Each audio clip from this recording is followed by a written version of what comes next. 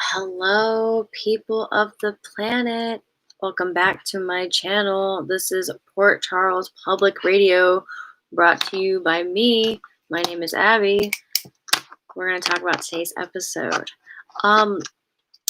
So if you count like Deanna and the cop and the goon is what I'm calling him, Cyrus's goon.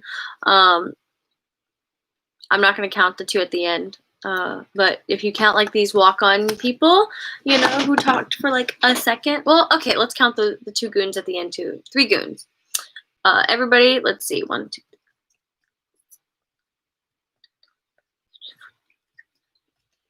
There's 20 if you count all of them. If you like take all those walk-off people and you include like Dr. Navarro, we had only 15 characters like on today. So today was a I'd say slow day as far as like how many characters were on, but I thought it was very intimate in the sense of like we were able to like, I guess, keep track of things better.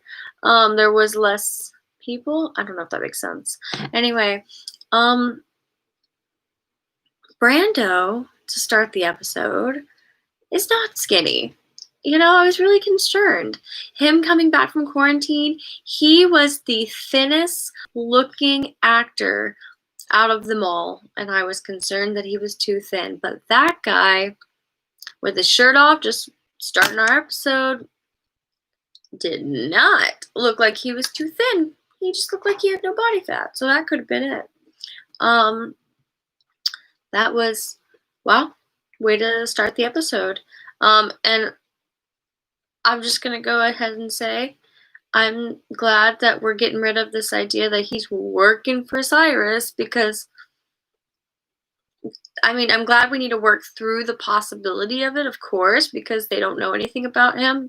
I guess they did their research, but they don't really know, like, through his, like, unaccountable time, if he might have, like, gotten in with Cyrus at that point.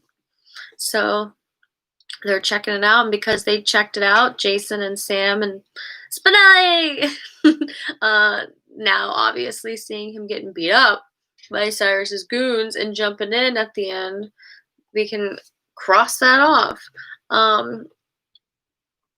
Nobody put 2 and 2 together that when Cyrus had came to talk to Brando was when somebody else was in the building messing with the stabilizer.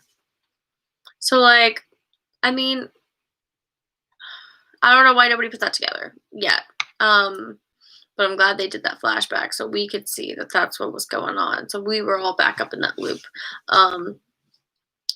Let's see where this goes as far as, like, I guess Brando really is, you know, just somebody who came to Port Charles. That is Sonny's cousin, who was just going to take over doing mechanics in Port Charles. And when Johnny Zacchara gets there, he's going to be like, so Sonny's got his own person in my old shop, huh? Or something like that. I don't know. I don't know why I made Johnny Zacchara sound like that. Anyway, y'all remember Johnny? Anyway, every time I see Spinelli on this show, you guys, I immediately think of the episode when I think it was Spinelli was dreaming about the time that he saved the day. I don't know if he had saved Maxie or if it was during the Franco situation, but Sonny ends up seeing Spinelli walk on to, like, save the day, and he goes, Spinelli! Spinelli! I'll never forget that. So every time I see him, he goes, Spinelli! That's what happens in my head.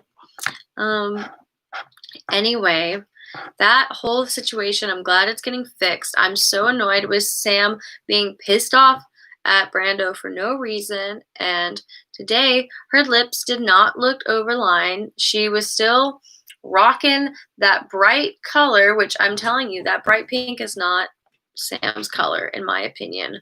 But she did not look overlined.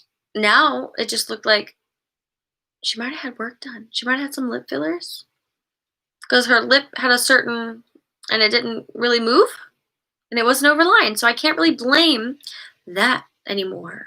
That might have been something that she did. It slightly moved. Anyway, besides that, because I love Kelly Monaco, I really do. I don't have anything against her. I think she's cool. I love her Sam. Not a lot of people like her Sam. You know, my mom doesn't like her Sam. But I don't have a problem with Kelly Monaco. But I think she might have got like that. Anyway, moving on from all of that, let's transition to Peter and Maxie. Maxie, stop staring at Peter. Like, we get it. Every single one of their scenes ended with her beaming up at him with excitement. And I'm not sure if that is just like, is this poor girl got everything so invested in him to, I guess, remove herself from the loss of Nathan? She just looks at him with so much excitement, and, you know, his happiness is her happiness. Like, he's the reason she's able to, like, have this baby and be pregnant in peace. I don't understand why they end every scene. I mean, it's just going to make the blow even harder, I guess, is what they're showing us. Like, she is putting everything on how excited and happy and changed and adorable this man is, and good to her. When in reality, he is all of these things to her and is a heinous loon who is responsible for Drew's death. And maybe Holly's, but like on accident, but not really, because they clarified that he didn't do that. But almost killed Franco and Andre. I don't know.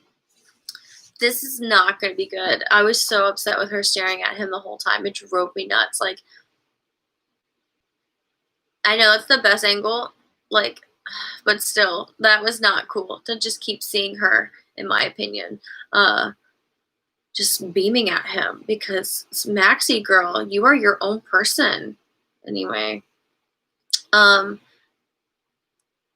moving on from them, Anna and Finn, this whole story thing about, I'm glad that we are buttoning up the idea of Alex. I'm annoyed about Alex because I hate how every time Alex comes on the scene, it's, hey, Anna, I'm in trouble.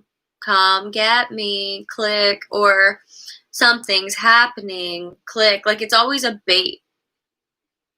Always. It's always, always, always a bait. And Anna most of the time says something about it. And this time she was like, yeah, she baited me. But I'm upset with it, and I need to go confront her and get her because I need to protect my family from her because she's crazy and she'll say something. I mean, we don't know for sure if Peter is actually Anna's child, because she did say she wasn't going to go through with that blood work because she didn't need to know. Because she just wanted to love him anyway. So I'm glad they're buttoning up the storyline by these two twins meeting up in Berlin, about whether or not he is actually Anna's or Alex's, which I hope he's Alex's. I really do. I don't like that he's Anna's son. But if he's Anna's son, he stays on this show. If he stays on the show forever, that's fine. I like the actor, of course. I just don't understand how they can redeem Peter at this point, and he just, like, get by with all this. Like, obviously he's stuck on the show now because he's connected to Maxie, but I'm not going to give him a free pass for this. I'm not. Like, people who still hate Franco to this day because of, like, all the craziness he did, that's how I feel about Peter. He got rid of Drew, bro. Like, I loved Drew. I could go on for this. It was annoying that Anna said, I don't know how Alex figured out that, she was having a kid or what. I don't know how Alex knew. Girl, like, you had a televised nurses ball. And Maxie said this on screen. So whoever was tuning into the nurses ball, like, yeah, she's got her, what was the phrase? She's on beat with Port Charles or whatever. Coming up Port Charles. So yeah, she was watching the nurses ball. That's how the whole world found out about Maxie's pregnancy. I really hate Neil's death. I really, really hope that they did this because the actor was walking off the show for his own personal reasons, and it had nothing to do with these writers choosing to kill Neil, because that is really dumb. And if they did that, I don't understand why, and I'm going to assume it has to do with, like, the Helena's curse on Alexis. I don't remember what it was exactly, but I remember she had a curse. So if anyone can remember that, maybe I'll go back and look. But please comment below about whether or not you remember what she did curse Alexis. She cursed Sam, but I'm pretty sure she did something to Alexis too when she gave her that knife. Excuse me. I worked all day today. I'm so tired. It's nighttime. Anyway, Sonny is just running a business out of this nursing home, y'all. Like, Cyrus had people coming out. Sonny came out and had this little meeting, and then Brick shows up. I love Brick, you guys. That guy, he was like, I'm a private security consultant, which means I know a lot about you, and none of it's good. It was so good. And Sonny was like, it's okay, we're friends. Really? Well, we're not enemies. Like, Like, I love Brick's energy. I love when he's there. I'm scared of him. I know he's doing his job, and he's respectful to Miss Corinthos and to whoever he comes in contact with, and whatever he says is true. There never seems to be any gray area behind him. Like, Curtis has a backstory, and he's got priorities, and you don't know what he's about to do unless it's go tell Jordan everything. But, like, Brick, no, his priority is his job. You know what I'm saying? I love Brick. I'm glad that he just popped. It was hilarious. He popped in. They were all just popping into the nursing home because they all knew that that's where they'd find Sonny. This man is conducting business in the nursing home. And then Cyrus says, hey, I want to donate money to Turning Woods because the treatment here is great and they could use some more assistance. And Sonny's like, nah, dude, Turning Woods, they don't need your help. They're fine. He's like, yeah, well, that's okay. I'm kind of busy. I got my hands full with, like, this whole, like, job at the general hospital, at the hospital. Damn it. Sorry. With the board. Sorry, guys. And Brick, he tells Brick that he's on the board.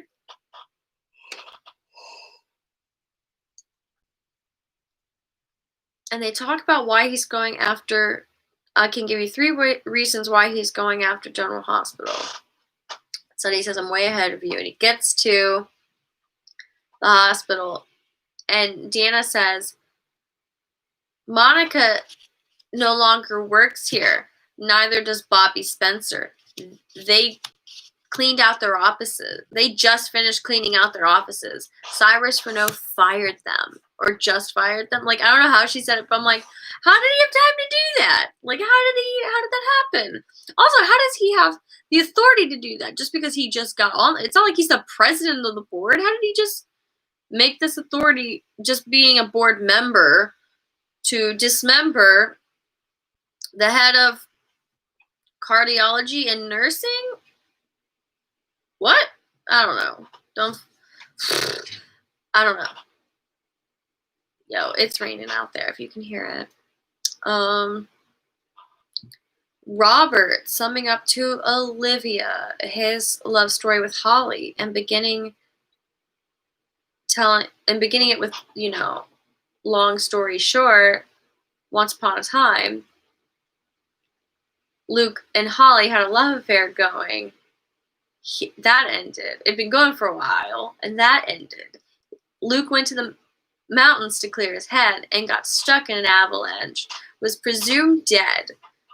And Holly, at that point, was pregnant and was about to get deported. So he stepped in to marry her, and she lost the child, and he helped her grieve, and they fell in love. And it was a great story. It was summed up super quick, and now I know, like, the whole backstory summed up really quick, and I kind of want to go back and check it out. But also, Ethan's coming to town for this memorial. Is he coming just for a day, or is he coming for like a minute, like a hot minute, or like is he staying for a while? Because I'm so excited to see Ethan. I love Ethan. I don't even know if I've seen him play on screen with this Lulu. He's been gone for so long. He might have. But yeah, because he helped walk off Anthony Gary. So yeah, I mean, he had to have been here to hang out with her then. But that was it. That's the last time I think we've seen Ethan. So him being here for this Holly memorial, wow, that's gonna be crazy. I'm excited to see him. And Robert and Olivia drinking on this plane. He's like, well, we still got work to do. And then we're drinking, we're telling stories. Like, what are these crazy kids up to? I don't know. I hope Robert still got game. I really do. Finn's pissed off at Anna because she's dumb. No surprise. She's running away, falling into Alex's trap. Same as always. I'm not sure about why this whole Cyrus beating up and trying to intimidate Brando, thinking that he's not like running and telling Sonny what's happening isn't going to affect him, or how it's going to come out with like Sonny reacting. I don't know. They're both trying to get rid of each other. Well, I guess Renault is actively trying to get rid of Jason, but it is a weird mob thing that's happening, and I'm not sure if this means they're gonna like end up ringing in Brando as part of like the mob or something. And Spinelli's back in town, him and his partner. They like live in the town over, or she works at the town over, city over or something, I think, if I'm not mistaken.